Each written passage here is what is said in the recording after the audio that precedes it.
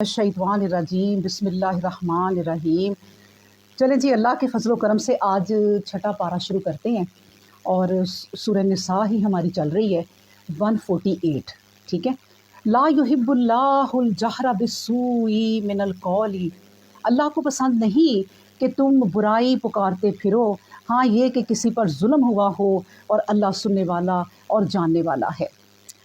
अब देखिए, ये छोटी सी आयत है, मैं इसकी थोड़ी सी तफसीर करती जाऊँ कि देखिए, अल्लाह तबारक व तआला कहते हैं अल्लाह को बुराई पसंद नहीं है कि तुम बुराई पुकारो। बुराई पुकारो क्या मतलब है?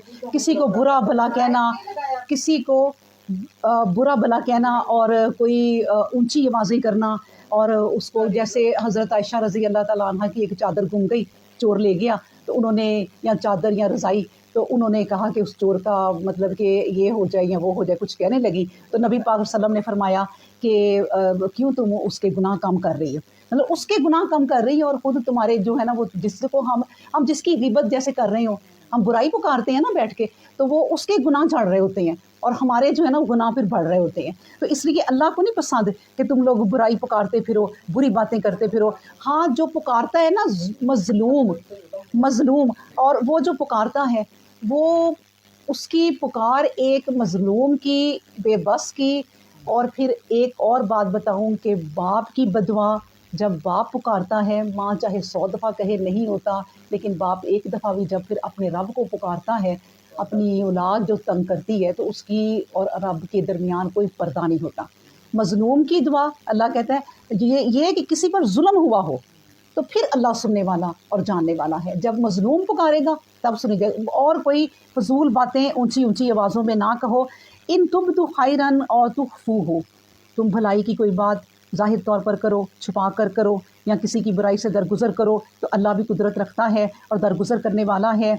जो लोग अल्लाह और उसके रसूलों से बरगश्ता हैं और चाहते हैं कि अल्लाह और उसके रसूलों में तस्दीक के लिहाज से तफरका करें, और कहते हैं हम इनमें से बाज़ को, जिसको हमारा गिरोह चाहे मानते हैं, बाज़ को नहीं मानते, और इस तरह चाहते हैं ईमान और कुफर के दरमियान कोई राह इख्तियार कर लें।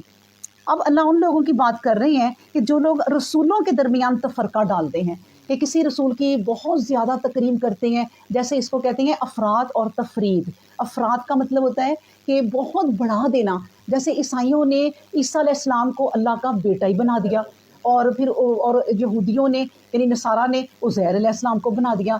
इसी तरह हम लोग जो है ना मुसलमान, हमें भी बड़ी हदायत की ज़रूरत है। हम लोग क्या करते हैं कि हम लोग अपने अल्लाह को छोड़कर दूसरे पीरों फ़कीरों को, जो किसी काबिल नहीं हैं, हम ये तो कहते रहते हैं कि काफ़िर जो है फ़लाँ बुत को पुकारते हैं, लात को, मनात को, तो हम देखें किन किन पीरों को पुकारते हैं, अल्लाह से आगे ले जाते हैं। बल्कि एक लतीफ़ा है ना कि एक बंदा हज करने के लिए गया और वहाँ जाके अपने घर वालों को फ़ोन करता है कि यहाँ पर ना मैं बीमार हूँ और मैं ठीक नहीं हो रहा, जाके दरबार पर एक देग तो ज़रा चढ़ा दो।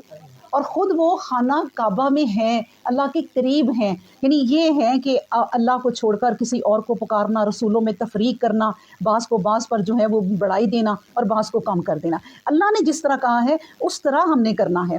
तो उलाइका हुमुल काफ़िरूना हक़्क़न, और कहा व आतदना लिल काफ़िरीना अज़ाबन मुहीना, तो ऐसे लोग यकीनन काफ़िर हैं, यानी इनकार करने वाले हैं, वो चाहे मुसलमान हो, वो काफ़िर हैं, इनकारी हैं, और काफ़िरों के लिए हमने ज़िल्लत देने वाला अज़ाब तैयार कर रखा है। फिर कहा वल्लज़ीना आमनू बिल्लाहि व रसूलिही, और जो लोग अल्लाह और उसके रसूलों पर ईमान लाए और इनमें से किसी एक को भी दूसरे से जुदा नहीं किया, यानी किसी एक से भी इनकार नहीं किया, तो बिलाशुबा ऐसे ही लोग हैं कि अनकरीब अल्लाह ताला इनको अजर अता फरमाएगा, और बख्शने वाला और रहमत रखने वाला है।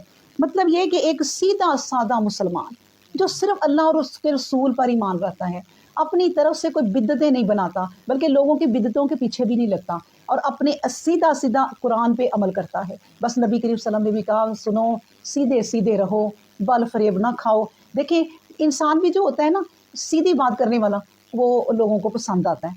कुछ लोग ऐसे होते हैं, ऐसी बल फरेब से बात करते हैं कि समझ ही नहीं आती कि क्या कह रहे हैं, या ये किस तरफ है, ये हमारी तरफ है या किसी और की तरफ है। समझ ही नहीं आती। तो अल्लाह तबारक व तआला को ऐसे लोग नहीं पसंद, बस ये है कि सीधे सीधे रहो अल्लाह और उसके रसूल को मानने वाले। यसअलूका अहलुल किताबी, ए पैगम्बर इस्लाम अहले किताब तुमसे दरख्वास्त करते हैं कि आसमान से कोई बात इन पर नाजल करा दो ताकि उन्हें तस्दीक हो जाए कि तुम अल्लाह के नबी और रसूल हो। तो ये इससे भी बड़ी बात का सवाल मूसा से कर चुके हैं। उन्होंने कहा था हमें अल्लाह आश्कारा तौर पर दिखला दो, तो उनकी शरारत की वजह से बिजली ने इन्हें आप पकड़ लिया था। फिर बावजूद ये कि दीन हक़ की रोशन दलीलें इन पर वाज़े हो चुकी, वो बछड़े को ले बैठे। हमने इससे भी दरगुजर किया और मूसा अलैहिस्सलाम को ज़ाहिर और वाज़े इक़्तिदार दे दिया। सुबहान अल्लाह। यानी अल्लाह तबारक व तआला फरमाते हैं ये बनी इसराइल की जो नाफरमानियाँ थी उनका ज़िक्र कर रहे हैं अल्लाह तबारक व तआला। लेकिन ये बात है कि अल्लाह को आश्कारा देखने के लिए वो डिमांड कर रहे हैं। तो हम हमारे लिए भी एक ये आयत है कि हमने अल्लाह को अगर देखना है, यानी कई लोग जो हैं वो अल्लाह को नहीं मानते और वो अल्लाह को देखना चाहते हैं। तो अल्लाह को देखना ये है, मैं आपको बताऊं कि आप अपने अंदर के दिल के अंदर झांकें तो आपको अल्लाह मिल जाएगा। स्कॉलर कहते हैं कि इंसान जो अपने आप को पहचान ले वो अल्लाह को पहचान लेता है, ठीक है ना। तो अल्लाह को पहचानने के लिए अपने आप को पहचानना ज़रूरी होता है। और इंसान जब अपने आप को पहचान लेता है कि मुझे अल्लाह ने किस किस मराहिल से निकाल के पैदा किया, मैं क्या था और मैं क्या बन गया, तो ये कौन करता है? ये अल्लाह ही करता है ना। तो इसलिए अल्लाह को हम लोग ज़ाहिरन ही देख रहे हैं, बातनन भी देख रहे हैं और ज़ाहिरन भी देख रहे हैं। फिर अहद लेने के लिए हमने इनके सरों पर तूर बुलंद कर दिया। इसके बाद हमने इन्हें हुक्म दिया कि शहर के दरवाज़े से झुके हुए दाखिल हो, और हमने हुक्म दिया कि सब्बत के दिन से तजावज़ ना कर जाओ। हमने इनसे इन बातों पर पक्का अहद व मिसाक ले लिया। अहद क्या दिन का अहद क्या था कि वो अल्लाह ने उन्हें एक छुट्टी दी कि भाई बैठ के अल्लाह की इबादत करो, एक छुट्टी कर लो। तो उन्होंने उस दिन फिर मछलियों को पता चल गया कि छुट्टी होती है। देखिए अल्लाह की तमाम मखलूक़ात जो है ना वो सब कुछ जानती है अल्लाह के बारे में, अल्लाह की तस्बीहात करती हैं। तो इंसान को ही ये कुरान उतारना पड़ा कि वो समझे और हदायत हासिल करे। बाकी तमाम मखलूक़ात जो हैं वो अल्लाह तबारक व तआला की शान बयान करती हैं, उन पे जिस तरह भी वही हो चुकी है।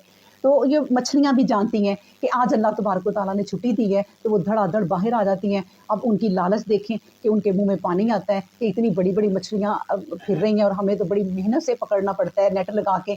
तो वो उन्होंने अपने गड़े बना लिए मुख्तलिफ जगहों पे, कैसे बनाए, किस तरह बनाए, कि क्या प्लानिंग की, वल्लाहु आलम। लेकिन बहरहाल बात यही इनकी किताबों से मिलती है कि उन्होंने सब्बत के दिन ये क्या क्या प्लानिंग की। तो अल्लाह ने कहा उन्होंने इस बात से तजावुज़ कर गए। बस उनके अहद तोड़ने की वजह से और अल्लाह की आयतें जुटलाने के बायस और इस वजह से कि अल्लाह के नबियों को नाहक कत्ल करते रहे। और उन्होंने कहा कि हमारे दिलों पर ग़िलाफ़ चढ़े हुए हैं, बल्कि उनके कुफ्र की वजह से इनके दिलों पर अल्लाह ने मोहर लगा दी है। यही वजह है कि मादूदे चंद आदमियों के सिवा सब के सब ईमान से महरूम रहे। अच्छा, ये ग़िलाफ़ जो चढ़ाना है इसका क्या मतलब होता है? मतलब कि हमारे दिल में ईमान की, इल्म की रोशनी इतनी है कि अब ये पुर हो चुके हैं, अब इन पे ग़िलाफ़ आ गया, हमें और बातों की ज़रूरत नहीं है।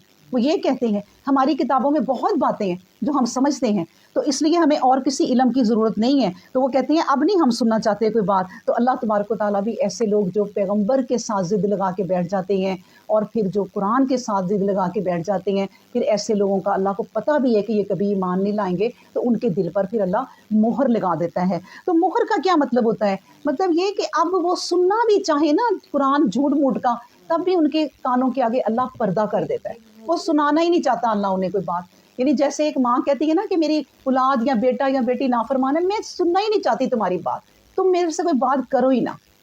तो यही हाल है अल्लाह का कि वो अपने बंदों से इतना प्यार करते हैं, लेकिन जब वो देखते हैं कि इंसान बहुत गफलत में है और इनके दिलों में पर्दे पड़ चुके हैं और वो मेरे नबी की तौहीन कर रहे हैं, तो फिर अल्लाह तबारक व तआला उनके दिलों पर मोहर लगा देता है। और उन्होंने कुफ्र किया और मरियम के ख़िलाफ़ बड़े ही बहतान की बात कही थी।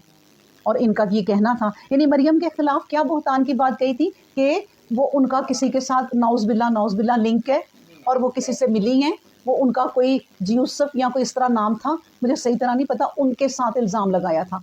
اپنے علاقے کے کسی آدمی کے ساتھ کہ اس لیے یہ جو ہے مریم نے یہ بات کی ہے۔ تو پھر ان کا یہ کہنا کہ ہم نے مریم کے بیٹے عیسیٰ کو جو اللہ کے رسول تھے سولی پر چڑھا کر قتل کر ڈالا، حالانکہ وہ تو یہ ہے کہ نہ تو انہوں نے قتل کیا اور نہ سولی پر چڑھایا، بلکہ حقیقت حال ان پر مشتبہ ہو گئی، اور جن لوگوں نے ان بارے میں اختلاف کیا تھا تو بلا شبہ وہ بھی شک و شبہ میں پڑے ہوئے ہیں۔ ظن و گمان کے سوا کوئی علم کی بات ان کے پاس نہیں، اور یقیناً یہودیوں نے عیسیٰ علیہ السلام کو قتل نہیں کیا۔ اب دیکھیں اس آیت میں اللہ تبارک و تعالیٰ جو مین چیز کہہ رہے ہیں نا کہ حقیقت حال یہ ہے کہ ہم نے وہ سارا واقعہ ان کے اوپر مشتبہ کر دیا۔ مطلب یہ کہ اللہ تعالیٰ نے کوئی اگر کسی سے کام کرانا ہوتا ہے نا تو دشمنوں کو اللہ کسی چیز میں پزل کر دیتا ہے، انہیں پتہ ہی نہیں چلتا کہ یہ کیسے ہو گیا، معاملات کچھ اس طرح کے اللہ کر دیتا ہے کہ ان کو پتہ ہی نہیں چلتا کہ یہ کس طرح ہو گیا، تو وہ مشتبہ کر دیا، انہیں سمجھ نہیں آئی۔ اب اس میں ان کے جو بعض مفسرین ہیں جو اسکالر ہیں انہی کی ان کتابوں میں سچ ہے یا جھوٹ ہے اس میں لکھا ہوا ہے کہ ان کا ایک آدمی اندر گیا اور اس نے کہا میں جانتا ہوں عیسیٰ علیہ السلام کو، تو مجھے اندر جانے دو، تو میں ان کو ذرا باتوں میں کرتا ہوں، تو پھر تم لوگ اندر آ جانا۔ یعنی گھر کا جو ان کا محاصرہ کیا ہوا تھا وہ کوئی 3-4 دن سے کیا ہوا تھا، تو اس لیے اس نے کہا میں اندر جاتا ہوں۔ پھر اللہ نے ان کو اوپر اٹھا لیا، اللہ نے اپنے نبی کو بچانا تھا اس توہین سے، کیونکہ انہوں نے اپنے وقت کے بادشاہ کو جو شکایت لگائی تھی جا کے کہ یہ جو عیسیٰ علیہ السلام ہے یہ لوگوں کو غلط دین کی تعلیم دے رہے ہیں اور ورگلا رہے ہیں اور لوگوں کو کسی اور طرف دین سے ہٹا کے لگا رہے ہیں، تو وہ بادشاہ بھی بت پرست تھا۔ اس نے کہا کہ اس کو پکڑو، اسے فوج کو بھیجا، پکڑو اور اس کے سر پہ کانٹوں کا تاج ڈالو، اس وقت کوئی رواج ہوگا سزا دینے کا، کانٹوں کا اس کے سر پہ تاج بنا کے لگاؤ اور پھر اسے سولی پہ چڑھا رکھو تاکہ لوگ عبرت حاصل کریں۔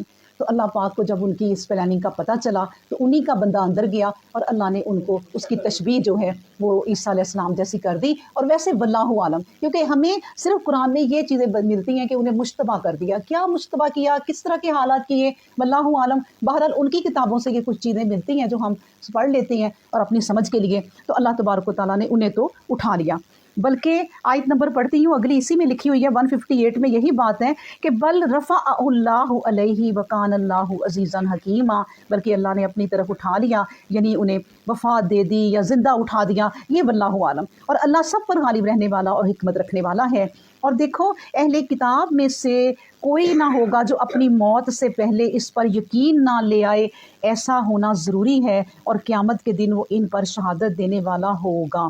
یہودیوں کے ظلم کی وجہ سے ہم نے ان کے اوہام کی وجہ سے اچھی چیزیں ان پر حرام کر دی جو حلال تھی، اور اس وجہ سے بھی کہ وہ لوگوں کو اللہ کی راہ سے بہت روکنے لگے تھے، یعنی اللہ نے بھی پھر ان کو سزا دی کہ تم لوگ اللہ کی بنائی ہوئی چیزیں جو حلال ہیں ان کو حرام کرتے ہو، ٹھیک ہے پھر حرام کر لو تاکہ تم نہ کھا پی سکو۔ مطلب یہ ہے کہ دیکھیں جب اللہ بھی، نبی کریم صلی اللہ علیہ وسلم کہتے ہیں کہ اللہ انسان کے گمان کے قریب ہے، مطلب جو تم گمان کرو گے نا اللہ کے متعلق پھر اللہ ویسا ہی کر دے گا۔ اور اس کی ایک اور مثال بھی ہے، جیسے جو خواب کی تعبیر ہے نا وہ پرند کے پر ہوتی ہے، مطلب یہ کہ آپ جس سے اپنا خواب بیان کرو گے اور وہ پہلی دفعہ ہی کوئی اس کی تعبیر غلط چاہے بتا دے تو وہ ہو جاتی ہے، تو اس لیے بات جو ہے وہ سوچ سمجھ کر کرو، اور گمان اللہ تبارک و تعالیٰ سے اچھا رکھو، یعنی موت کے وقت یہ نہ سوچو کہ ہائے میں نے تو بڑے گناہ کیے ہوئے ہیں، میں تو جہنم میں جاؤں گی، میں تو مر کے میرا یہ ہوگا وہ نہیں، وہ میرا اللہ بڑا غفور الرحیم ہے مجھے معاف کر دے گا۔ اللہ سے اچھا گمان رکھو، تو اللہ کہتے ہیں کہ میں اچھے گمان کے قریب ہی ہوتا ہوں۔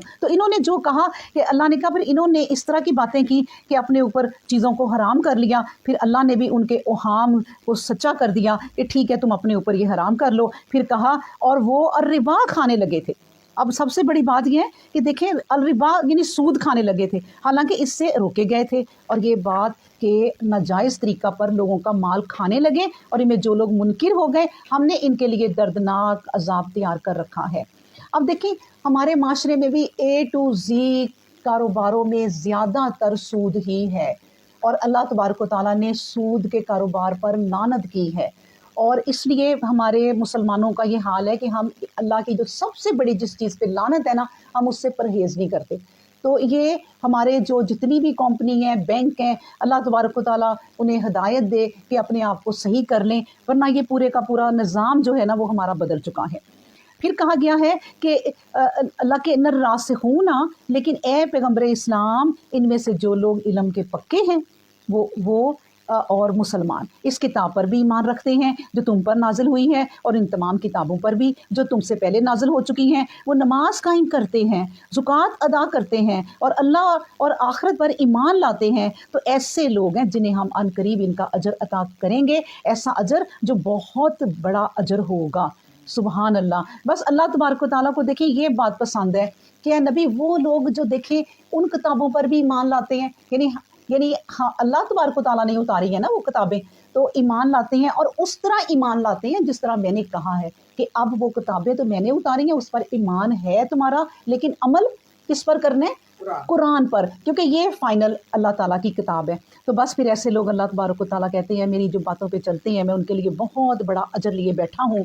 اے پیغمبر اسلام صلی اللہ علیہ وآلہ وسلم، ہم نے تمہاری طرف اس طرح وہی بھیجی جس طرح نوح علیہ السلام پر اور ان نبیوں پر جو نوح علیہ السلام کے بعد آئے وہی بھیجی، اور جس طرح ابراہیم، اسماعیل، اسحاق، یعقوب پر عیسیٰ، ایوب، یونس، ہارون اور سلیمان علیہ السلام پر بھی وہی بھیجی، اور داؤد علیہ السلام کو زبور عطا فرمائی، اور ان تمام کتابوں کی تعلیم ایک جیسی تھی۔ اب دیکھیں کہ جتنے بھی پیغمبر آئے تقریباً 17 یا 18 پیغمبر ہیں جن کا ذکر قرآن پاک میں ہے، اور جن میں سے یہ ان کو چیدہ چیدہ انہوں نے پیغمبروں کے نام بتائے ہیں، باقیوں کے اللہ تعالیٰ نے نہیں بتائے، اور سب کی تعلیم ایک جیسی تھی۔ یہ نہیں تھا کہ اب جیسے ترقی حاصل کرنے کے لیے دوسری تعلیمیں ہماری بدل جاتی ہیں نا، ہم ساری تعلیم جو ہے وہ باہر کے ملکوں کا ہم لوگ سلیبس بناتے ہیں، اپنی تعلیم کو بدلتے جاتے ہیں اور ترقی کے لیے اس کو بدلتے ہیں، اور ان بدلتی ہوئی تعلیموں پر ہم اتنا غور و فکر کرتے ہیں، لیکن اپنی تعلیم جو صدیوں سے ایک آ رہی ہے، رٹی رٹائی ہے، اس میں کوئی تبدیلی نہیں آئی، بچہ بچہ جانتا ہے کہ لا الہ الا اللہ محمد رسول اللہ، اس کو ہم بچپن سے جانتے ہیں، لیکن اس پر ہم اپنے بچوں کو نہیں لاتے، نہ ہم اس پر عمل کراتے ہیں کہ بھئی لا الہ الا اللہ کہا ہے تو کیا مطلب ہے کہ اب کسی اور کی عبادت نہیں کرنی، یہ کوئی چھوٹی بات نہیں ہے، صرف لا الہ الا اللہ کہنا اور پھر وہ حرکتیں کرنی جو اللہ کو پسند نہیں ہیں، تو کوئی فائدہ نہیں ہے۔ تو یہ تعلیم سارے پیغمبروں کو ایک جیسی دی تھی، اے نبی یہی تعلیم ہے جو آپ کو دی ہے، لیکن یہ ہے کہ وہ انہوں نے مسخ کر دی یا پھر اس میں انہوں نے تحریف کر دی، ان کو بدل دیا۔ لیکن پھر اللہ پاک نے کہا میں ایک آخری نبی بھیجوں گا، جس کی دعا سارے پیغمبروں نے کی، میں ایک آخری کتاب بھی بھیجوں گا۔ یہ بھی ابراہیم علیہ السلام نے دعا کی کہ یا اللہ آپ اسے ایک حکمت دینا، اسے ایک کتاب دینا، وہ پڑھ کر انہیں پاکیزہ کرے، ان کا تزکیہ کرے، یہ سب نے دعا کی۔ تو پھر یہ تعلیم جو ہے پھر اسی کا نچوڑ ہے اور فائنل ہے۔ پھر ہم پڑھتے ہیں 164 آیت، وَرُسُلًا قَدْ قَصَصْنَاهُمْ، اور اللہ کے وہ رسول جن کا حال ہم پہلے سنا چکے ہیں، اور وہ جن کا حال ہم نے تمہیں نہیں سنایا، اور اللہ نے موسیٰ علیہ السلام سے کلام کیا جیسا کہ واقعہ میں کلام کرنا ہوتا ہے۔ اب اللہ نے دیکھیں کتنا واضح کر دیا کہ کلام کرنا کوئی تم عجیب نہ سمجھنا کہ وہ کیا ہوا ہوگا، کوئی ایک جس طرح کلام ہوتا ہے، جس طرح بات ہوتی ہے۔ موسیٰ علیہ السلام کوہ طور پہ آئے اور میں نے آواز دی موسیٰ ادھر آؤ، جس طرح تم لوگ آپس میں کلام کرتے ہو، بس اسی طرح بس ہمیں سمجھا دیا۔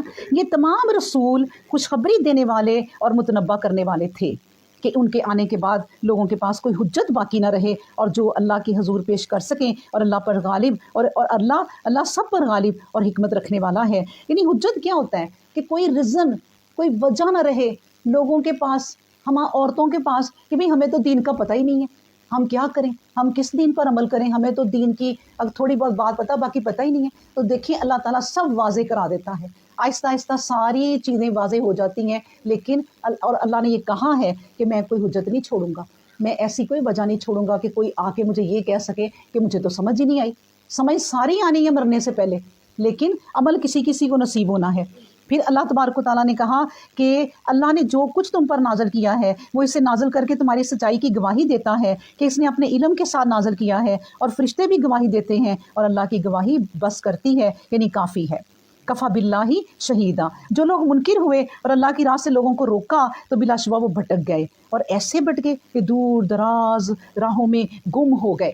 اللہ اکبر۔ اب دیکھیں نا، ایک راہ ہے یہاں سے لاہور سے جو ہے وہ موٹر وے بنا دی ہے ہماری سہولت کے لیے، سیدھی جاتی ہے جہاں بھی ہم نے جانا ہے، لیکن اگر آپ خود ہی شرارتیں کریں اپنے ساتھ کہ چلو جی ہم ذرا ادھر نیچے اتر جاتے ہیں کیا ہے، تو پھر آپ بھٹکتے بھٹکتے بھٹکتے آپ کا پیٹرول بھی ختم ہو جائے گا، گاڑی بھی خراب ہو جائے گی، لوگوں کو پوچھیں گے، خوار ہوں گے، ادھر ادھر جائیں گے، تو اس سے اچھا نہیں ہے سیدھے ہی آپ چلتے رہتے۔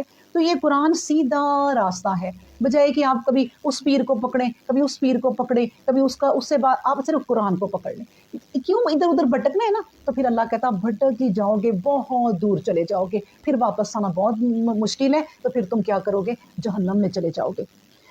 168 آیت ہے، ان الذین کفروا وظلموا، بلا شبہ جن لوگوں نے کفر کیا اور ظلم بھی، تو اللہ انہیں کبھی بخشنے والا نہیں، نہ انہیں کوئی راہ دکھائے گا۔ اب ظلم کیا ہوتا ہے، یعنی اگر شرک کیا، یہ بات ظلم جب بھی آئے اپنے ذہنوں میں رکھیں کہ اللہ کی ذات کے ساتھ کسی نے کوئی شرک کر دیا ہے، تو اللہ کہتا بس میں اسے بخشنے والا نہیں ہوں، بجز یعنی کہ صرف جہنم کی راہ کے جہاں وہ ہمیشہ رہیں گے، اور اللہ کے لیے ایسا کرنا بالکل آسان ہے، کوئی نہیں جو اس کے قانون میں رکاوٹ ڈال سکے۔ یا ایھا الناس، پوری دنیا سے اللہ مخاطب ہے، جب آ جائے یا ایھا الناس یعنی اے انسانوں، یعنی پوری دنیا کے انسانوں، اے افراد نسل انسانی، بلا شبہ رسول تمہارے پروردگار کی طرف سے تمہارے پاس سچائی کے ساتھ آ گیا ہے، پس ایمان لاؤ کہ تمہارے لیے اس میں بہتری ہے، اور دیکھو اگر تم کفر کرو گے تو آسمان و زمین میں جو کچھ ہے سب اللہ ہی کے لیے ہے، اور اللہ جاننے والا اور حکمت رکھنے والا ہے۔ اے اہل کتاب، اپنے دین میں غلو نہ کرو، اور اللہ کے بارے میں حق کے سوا اور کچھ نہ کہو۔ مریم کا بیٹا عیسیٰ مسیح اس کے سوا کچھ نہیں کہ اللہ کا رسول ہے اور اللہ کے کلمہ بشارت کا ظہور ہے جو مریم پر القا کیا گیا تھا، نیز ایک روح اللہ کی جانب سے بھیجی گئی۔ پر چاہیے کہ اللہ پر اور اس کے رسولوں پر ایمان لاؤ، اور یہ بات نہ کہو کہ اللہ تین ہے، ایسی بات کہنے سے باز آ جاؤ کہ تمہارے لیے بہتری ہے۔ حقیقت اس کے سوا کچھ نہیں کہ اللہ ہی اکیلا معبود ہے، وہ اس سے پاک ہے، واحد سبحانہ ہو، وہ اس سے پاک ہے کہ اس کے لیے کوئی بیٹا ہو۔ آسمان و زمین میں جو کچھ ہے سب کس کے لیے، کارسازی کے لیے اللہ کارساز ہونا بس کرتا ہے۔ وکفیٰ باللہ وکیلا، یعنی وہی کافی ہے۔ اب دیکھیں اللہ تبارک و تعالیٰ اتنی دفعہ انہیں مخاطب کر رہے ہیں یہودیوں کو، لیکن یہ آیتیں ہمارے لیے بھی ہیں۔ وہ جن کو مخاطب اللہ کرتے تھے وہ لوگ بھی دنیا سے چل گئے، ان کے لوگ بھی باقی ہیں، یہودی بھی عیسائی بھی ابھی باقی ہیں۔ ہم سب سے یہ خطاب ہے کہ دین میں غلو نہ کرو، دین کے اندر ملاوٹ نہ کرو، یعنی اگر تم دین جو اصل نبی کریم صلی اللہ علیہ وسلم لے کر آئے ہیں اور یہ قرآن لے کے آیا ہے، صرف اس کو مانو۔ جو نبی کریم صلی اللہ علیہ وسلم کی سنتیں ہیں، جس طریقے سے سمجھایا، جو بات اس سے سمجھ نہیں آتی وہ حدیث سے سمجھ لو۔ وہ اللہ تبارک و تعالیٰ کے نبی پھر وہ چیزیں سمجھاتے ہیں جو آپ کو یہاں سمجھ نہیں آتی، تو پھر ان کی حدیث بھی پڑھنی ہوتی ہے۔ تو اللہ نے ویسے تو قرآن میں ہر بات سمجھا دی ہے، جو اللہ کہتا ہے جو راسخون ہیں، جو علم والے ہیں، وہ سب جان جاتے ہیں پڑھ کے، کیونکہ جو پڑھتے رہتے ہیں قرآن کو، اللہ ان کے دماغ کی کھڑکیاں نا ساری کھول دیتا ہے کہ یہ بات اس طرح ہے، ان کو سمجھ آ جاتی۔ لیکن اللہ کے نبی کو بھیجا، وہ ہمیں پڑھ کے سناتے ہیں اور سمجھاتے ہیں کہ غلو نہ کرو، ملاوٹ نہ کرو، کہ میں اللہ کو بھی مانتے ہیں، کسی کے نام کی چیز دیتے ہیں اور کہتے ہیں کہ اللہ کے نام کی ہی ہے، کوئی بات نہیں، اللہ نے بنایا سب کچھ، تو بھئی بہنوں پھر وہ چیز آپ کسی بھی دن دے دو، جب مرضی دے دو۔ پھر ایک دن کیوں مقرر کیا ہوا ہے کہ اس دن ہی ہم نے کرنا ہے؟ 11ویں کو لوگ دودھ سارے کیوں نہیں لوگوں کو دیتے؟ وہ کس کے نام سے کرتے ہیں؟ وہ اگر انہوں نے دودھ کہیں دینا ہی ہے غریبوں کو، مسکینوں کو، وہ 12 کو بھی دے دیں، 13 کو بھی دے دیں، جس وقت مرضی دے دیں، جب مرضی دے دیں۔ اللہ کی راہ میں دینے کے لیے کوئی دن وقت مقرر نہیں ہے، اور یہی شرک ہوتا ہے کہ جب آپ کوئی چیز مقرر کر لیں۔ پھر اللہ تبارک و تعالیٰ کہتے ہیں کہ اللہ کو تین بھی نہ کہو۔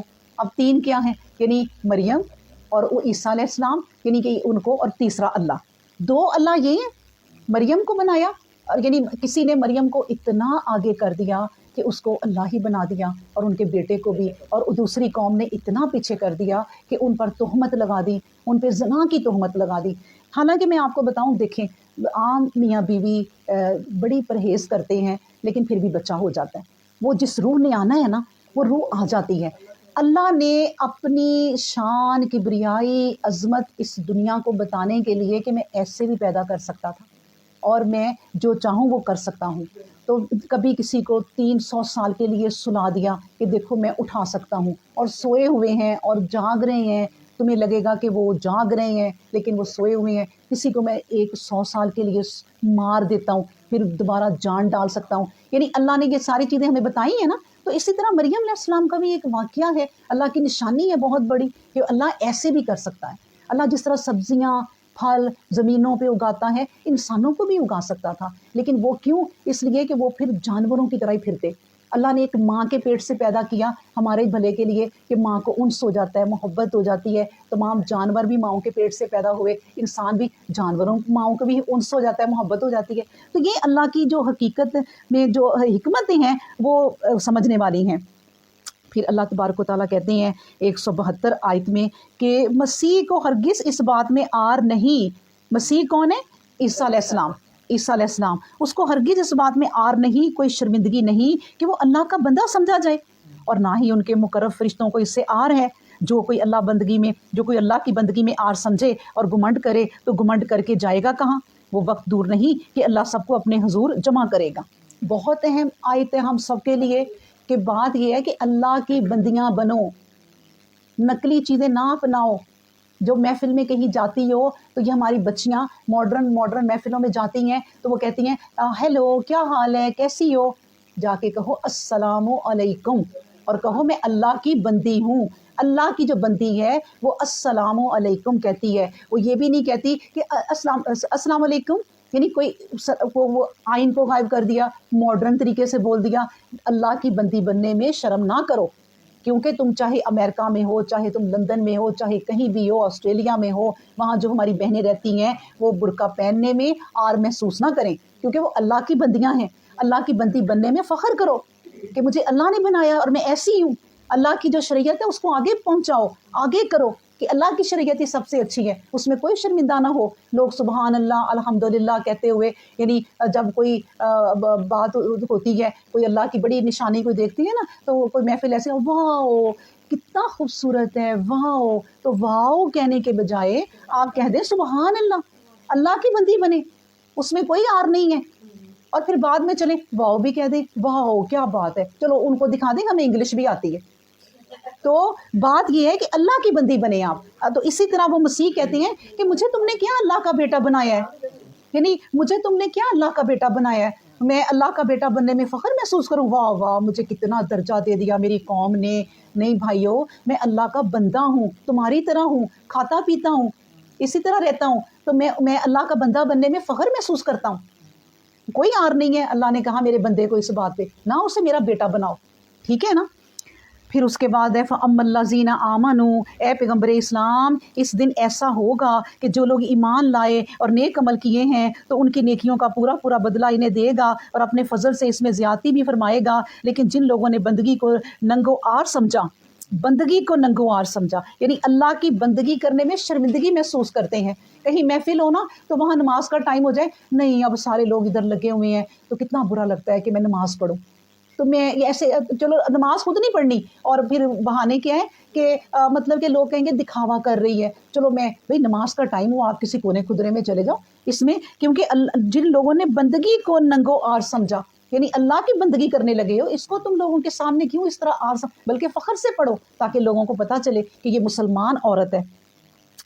اور گمنڈ کیا تو انہیں پاداش جرم میں ایسا عذاب دے گا جو دردناک عذاب ہوگا. اور اس دن اللہ کے سوا نہ تو کوئی رفیق ملے گا نہ مددگار کہ ان کی مدد کر سکے. اب دیکھیں ہم نا اپنے بچوں کو اکثر کہتے ہیں نہیں اللہ تو بڑا غفور الرحیم ہے، اللہ تعالیٰ بخش دے گا. نہیں، اس طرح بھی ہم کہا کریں کہ اللہ کی سزا بھی بیٹے بہت زیادہ ہے. وہ جھوٹ بولیں گے تو یہ ہو جائے گا، وہ ہو جائے گا. یہ عذاب جو اللہ بار بار ہمیں کہہ رہا ہے کہ پھر وہ جہنم میں جائیں گے اور سخت عذاب ہوگا. بار بار اللہ کہہ رہا ہے، ہر وقت غفور الرحیم نہیں اللہ کہتا کہ وہ غفور الرحیم ہی ہے.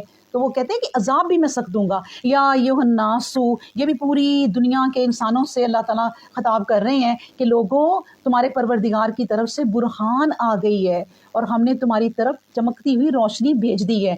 اللہ نے کہا ساری دنیا کو کہہ رہا ہے اللہ، یہودیوں کو، نصارہ کو، ہندوؤں کو، سب کو اللہ کہہ رہا ہے یہ ہے برہان آ گئی ہے، اللہ کی نشانی آ گئی ہے، اس کو پکڑ لو بس. اور آپ یقین کریں ہندوؤں کی کتابیں اٹھا لیں. ہمارے علماء جو ہیں، چلو ہم لوگ تو چلو ابھی جاہل ہیں نا، ہمیں نہیں پتہ. ہمارے علماء ہندوؤں کی کتابیں اٹھا لیں، دوسری کتابیں تو ہمیں پتہ ہی ہے نا. ہندوؤں کی کتابوں میں بھی لکھا ہوا ہے کہ نبی پاک صلی اللہ علیہ وسلم آئیں گے اور وہ آخری نبی ہوں گے. ان کا نام احمد ہوگا، ان کی بیوی کا نام خدیجہ ہوگا.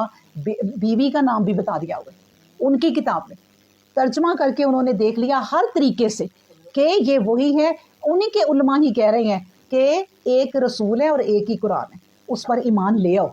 ان کے نوجوان نسل جو ہندوؤں کی ہیں وہ اب اس طرف آ رہی ہیں ماشاءاللہ. اور نوجوان نسلوں میں زیادہ شعور ہے، بزرگ تو پکے رٹے ہوئے ہیں نا کہ ہم تو اسی راہ پہ رہیں گے، لیکن اللہ جس کو ہدایت دے۔ فَأَمَّا الَّذِينَ آمَنُوا بِاللَّهِ وَاعْتَصَمُوا بِهِ فَسَيُدْخِلُوهُمْ فِي رَحْمَةٍ مِّنْهُ۔ اللہ کہتے ہیں کہ پر جو لوگ اللہ پر ایمان لائے اور اس کا سہارا مضبوط پکڑ لیا تو وہ انہیں عنقریب اپنی رحمت میں داخل کر دے گا اور ان پر اپنا فضل کرے گا اور انہیں اپنے تک پہنچنے کی راہ دکھا دے گا، ایسی راہ جو بالکل سیدھی راہ ہے، کوئی مشکل نہیں ہے۔ مطلب دیکھیں مشکلیں تو اٹھا لی نبی پاک صلی اللہ علیہ وسلم نے، ان کے ساتھیوں نے، ہمیں تو ٹرے میں رکھ کے سلام ملا ہے۔ مشکل سے مشکل بھی جو شریعت ہے نا بڑی خوبصورت طریقے سے مل گئی ہے۔ ہم نے کیا کرنا ہے، گھر میں اپنے بیڈ پہ اپنے گھروں میں سکون سے رہتے ہوئے اسلام کے مطابق چلنا ہے۔ کوئی ہم پہ تلوار نہیں ہے، کوئی ہم پہ ظلم نہیں ہو رہا، کوئی ہم پہ حملے نہیں کر رہے، ہماری اپنی سستی اور شیطان ہمارا نفس، بس ہمیں کس سے جنگ کرنی ہے؟ نفس سے، اور کسی سے بھی نہیں کرنی، اپنے آپ سے جنگ کرنی ہے۔ پھر اللہ تبارک و تعالیٰ فرما رہے ہیں اس جو سورہ نساء ہے اس کی آخری آیت ہے، اور یہ جو آخری آیت ہے اس میں نبی کریم صلی اللہ علیہ وسلم کے بھی آخری ہی دن تھے ان کی زندگی کے نبی پاک صلی اللہ علیہ وسلم کے، تو فرمایا گیا ہے کہ لوگ تم سے فتویٰ پوچھتے ہیں کہ کلالہ کے متعلق کہہ دو کہ اللہ تمہیں کلالہ کے بارے میں حکم دیتا ہے کہ اگر کوئی ایسا مرد مر جائے، اسی میں اس کی وضاحت ہے، سن لیں، ٹھیک ہے، پہلے بھی ہم اس پہ کر چکے ہیں۔ اگر کوئی ایسا مرد مر جائے جس کے اولاد نہ ہو اور اس کی حقیقی بہن ہو تو جو کچھ مرنے والا چھوڑ مرا ہے اس کا آدھا حصہ حقیقی بہن کو ملے گا، اور بہن مر جائے اور اس کے اولاد نہ ہو تو اس کا وارث وہ حقیقی بائی ہی ہوگا۔ پھر اگر دو بہنیں ہوں تو انہیں ترکہ میں سے 2/3 ملے گا، اور اگر بھائی بہن کچھ مرد کچھ عورتیں ہوں تو پھر مرد کے لیے 2 عورتوں کے برابر حصہ ہوگا۔ اللہ تمہارے لیے اپنے احکام واضح کر دیتا ہے تاکہ گمراہ نہ ہو، اور اللہ تمام باتوں کا علم رکھنے والا ہے۔ اللہ اکبر۔ اعوذ باللہ من الشیطان الرجیم، بسم اللہ الرحمن الرحیم، یا ایھا الذین آمنوا اوفوا بالعقود، اے مسلمانوں اپنے معاہدے پورے کرو، تمہارے لیے معاشی جانور حلال کر دیے گئے ہیں مگر ہاں وہ جن کی نسبت حکم سنایا جائے گا، لیکن جب حالت احرام میں ہو تو شکار کرنا حلال نہیں ہے، بلا شبہ اللہ جیسا کچھ چاہتا ہے حکم دیتا ہے۔ اللہ اکبر۔ یعنی ہم نے پڑھا تھا نا کہ جو جھوٹا ہوتا ہے نا منافق، وہ اس کی ایک خاصیت یہ بھی ہے کہ وہ اپنا وعدہ پورا نہیں کرتا، یعنی جو وعدہ کرتا ہے تو پھر وہ پورا ہی نہیں کرتا۔ اللہ نے کہا کہ ایماندار وہ ہیں، اللہ کے قریب وہ ہیں جو اپنے وعدے پورے کریں، اور اب سب سے بڑا وعدہ کس سے ہے ہمارا؟ اللہ تبارک و تعالیٰ سے، جو محشر جب اللہ نے پیدا کیا تو سب سے ایک گراؤنڈ میں کھڑا کر کے وعدہ لیا تھا کہ تمہارا رب کون ہے، تو انہوں نے کہا تھا آپ ہیں ہمارے رب اور ہم صرف آپ کی ہی بندگی کریں گے، اور اس کے بعد پھر یہ دنیا میں ہم آتے جا رہے ہیں باری باری اور وعدہ ہمارا وہی ہے، لیکن اسی وعدے کو ہر کوئی اس قرآن سے دوبارہ یاد کر رہا ہے اور قیامت تک لوگ اس کو پڑھتے رہیں گے انشاءاللہ تعالیٰ۔ پھر اللہ کہتے ہیں یا ایھا الذین آمنوا، کہ اے مسلمانوں، اب یہ مسلمانوں سے خطاب ہے جب آمنو ہو جائے تو، کہ اور مسلمان پھر کون ہوتے ہیں؟ جو بھی نصارہ اٹھے، ہندو اٹھے، جو بھی ایمان لے آئے ہیں، اب وہ اس حکم میں سارے داخل ہے، ٹھیک ہے نا، جو ایمان لے آتے ہیں۔ یا ایھا الذین آمنوا لا تحلوا شعائر اللہ، اے مسلمانوں اللہ کے شعائر کی بے حرمتی نہ کرو، یعنی اللہ کی نشانیوں کی اور ان مہینوں کی بے حرمتی، اور ان بے حرمتی کرو جو حرمتی کے مہینے ہیں، جو حرمت کے مہینے ہیں ان کی بھی بے حرمتی نہ کرو، اور نہ قربانی کی، نہ ان جانوروں کی جن کی گردنوں میں پٹے ڈال دیے ہیں، نیز ان لوگوں کی بھی بے حرمتی نہ کرو جو بیت حرام کا قصد کرتے ہیں اور اپنے پروردگار کا فضل اور اس کی خوشنودی ڈھونڈتے ہیں، اور جب تم احرام کی حالت سے باہر آ جاؤ تو پھر شکار کر سکتے ہو۔ ایسا نہ ہو کہ ایک گروہ کی دشمنی تمہیں اس بات پر ابھار دے کہ زیادتی کرنے لگو، کیونکہ انہوں نے مسجد حرام سے تمہیں روک دیا تھا۔ نیکی اور پرہیزگاری کی ہر بات میں ایک دوسرے کی مدد کرو، گناہ اور ظلم کی بات میں نہ کرو، اور دیکھو اللہ کی نافرمانی سے بچو، یقیناً وہ سخت سزا دینے والا بھی ہے۔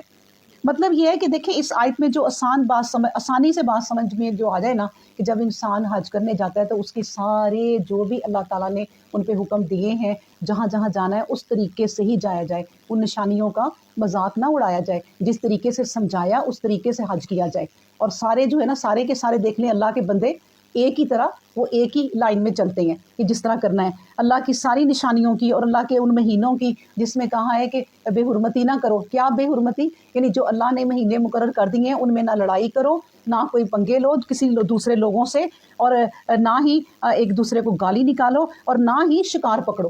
یہ تمام چیزیں جتنی بھی کہہ دی ہیں اللہ نے اس پر عمل کرنے کے لیے کہی ہیں. پھر اللہ تبارک و تعالیٰ کہتے ہیں کہ اے مسلمانوں تم پر حرام کر دیے گئے ہیں مردار جانور، خون، سور کا گوشت، اور وہ جانور جو غیر اللہ کے نام سے پکارا جائے، گلا گھونٹ کر مرا ہوا، چوٹ لگا کر مرا ہوا، اور وہ جو بلندی سے گر کر مر جائے، وہ جانور جو کسی کے سینگ مارنے سے مر جائے، وہ جسے درندہ پھاڑ جائے. مگر ہاں وہ جسے تم ذبح کر لو، وہ جانور جو کسی تھان پر چڑھا کر ذبح کیا جائے. اور یہ بھی ہے کہ تیروں اور پانسوں سے، یعنی یہ شرک کی باتیں ہیں ساری، تیروں اور پانسوں سے آپس میں تقسیم کرو. تو یہ گناہ کی باتیں ہیں. جن لوگوں نے کفر کی راہ اختیار کی ہے وہ آج تمہارے دین کی طرف سے مایوس ہو گئے ہیں.